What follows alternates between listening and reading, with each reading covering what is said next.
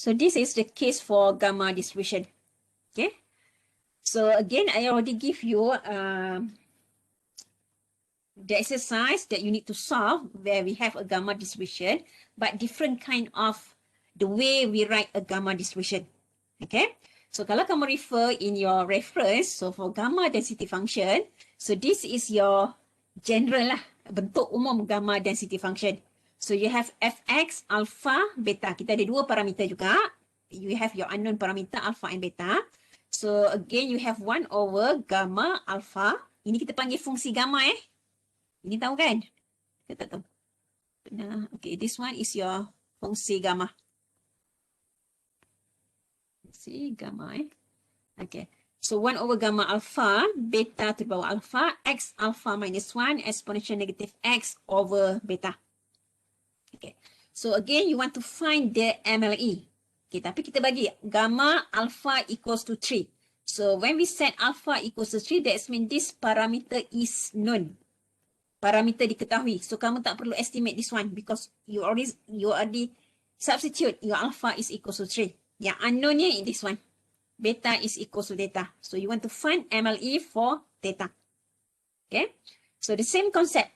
Kita write down your likelihood function. Okay. So you have your likelihood here. Kita ada likelihood. Ini saya tulis beta je lah ya. So you have. Sorry. Okay, kamu gantikan dulu. Okay, you gantikan fx, alpha, beta. So your alpha is 3. Your beta is theta. Okay, gantikan. Alpha is equals to 3. Your beta is equals to theta. So gantikan dalam tu. So that means you will have 1 over gamma 3. Okay. So beta in here is theta to the power alpha. So theta cube. X alpha minus 1. So you have x. Alpha is 3. So 3 minus 1 square. Exponential negative x over beta. So beta is theta. Okay. So kamu ada 1 over gamma 3. Theta cube. X square. Exponential negative x over theta. So next step, you construct your likelihood function. So likelihood function L theta x. Okay. You have your product function. So you have fxi theta. Okay, that's mean kamu akan repeat lah. Kita ada n times So ini kalau saya simplifykan, okay, you will have 1 over gamma 3. Okay. Theta cube. Okay, to the power n. Okay, kita ada n terms. Okay, product this one. You will have product xi.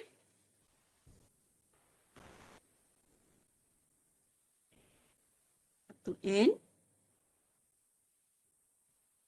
And then you will have exponential negative summation xi over theta. Okay, kita simplifykan. So we have 1 over gamma 3 theta cube 3 power n product xi square minus exponential negative summation si over theta. Okay, that is your likelihood function. Okay, so now you change, you take logarithma, take ln. Okay, so tukarkan So that's mean we will have, okay, katakan this one ln L theta. So again, negative n ln gamma 3. Okay, this one So kita ambil 1 over gamma 3 to the power n. So negative n ln gamma 3 minus 3n ln theta.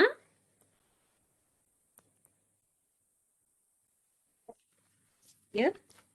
Katanya ke? Okay, and then you have this one. Kita ada ln independent ln product of xi square.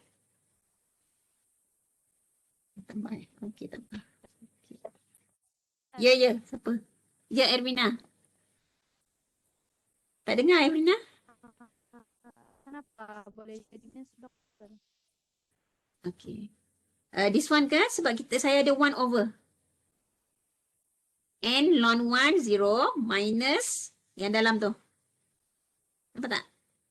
N ln 1 minus N ln gamma 3 minus 3N ln theta. Saya dah simplify this one. 1 over gamma 3, theta 3, theta cube to the power N.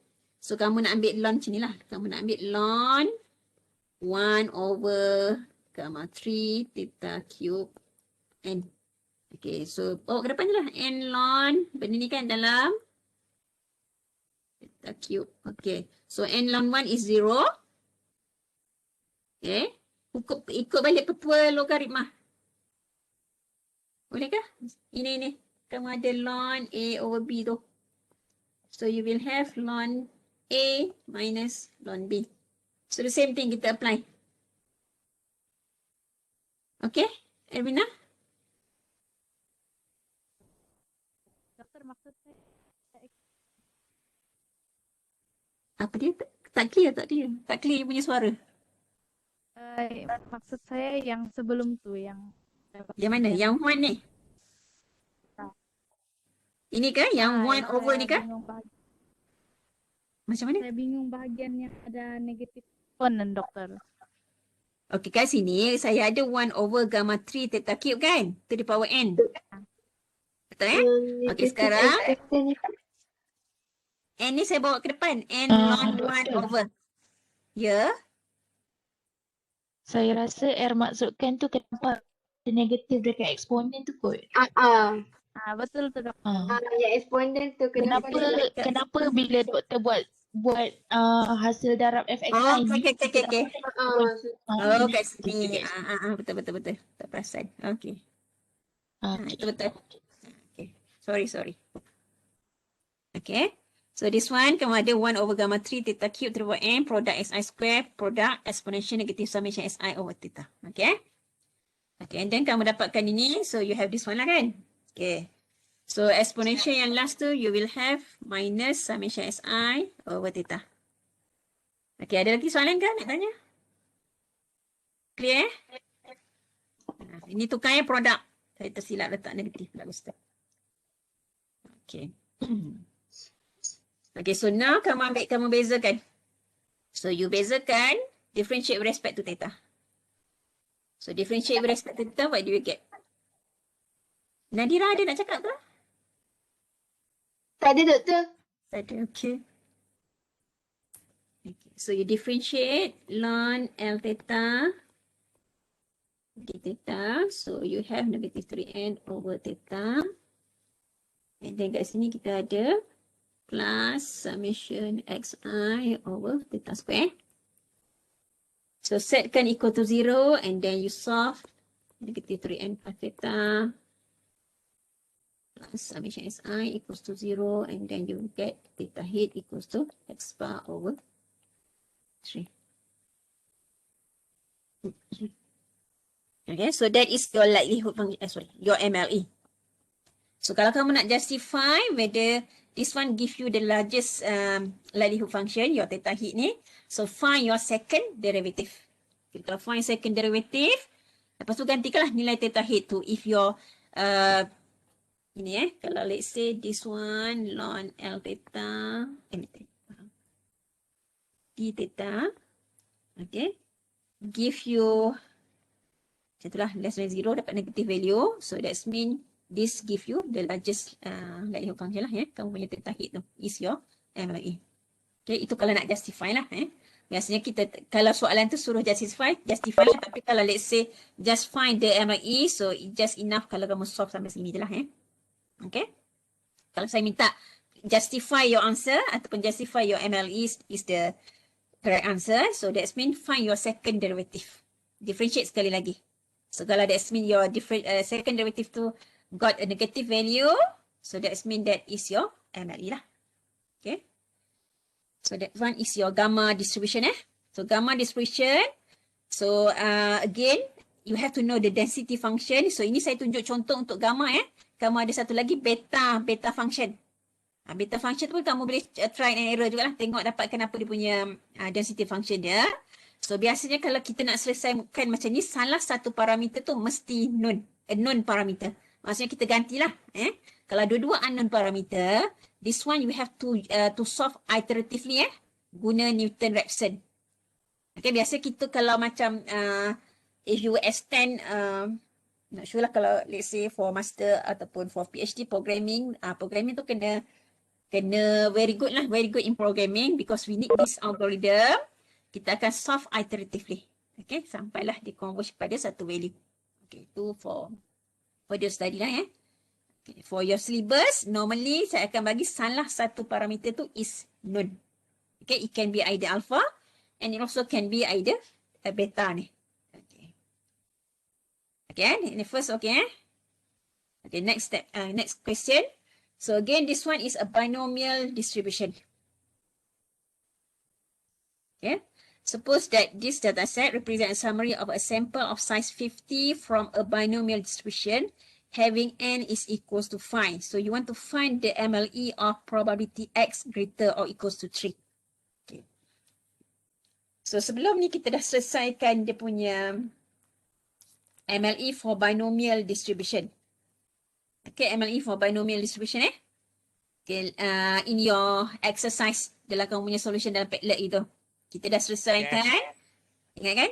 So kamu dapat pi head kamu adalah, kalau tak salah saya, x bar over n macam itulah. Okay. Okay, kadang-kadang kalau let's say katakan sebab dia nak membezakan kamu punya sample size, so mungkin sometimes kita bagi binomial mungkin kat sini apa dia cakap ini n kamu, ini adalah pi lah. Okay, kalau dia ambil beberapa sample size, so katakan sample size dia mungkin dia tukar simbol pakai n besar. Itu nak membezakan.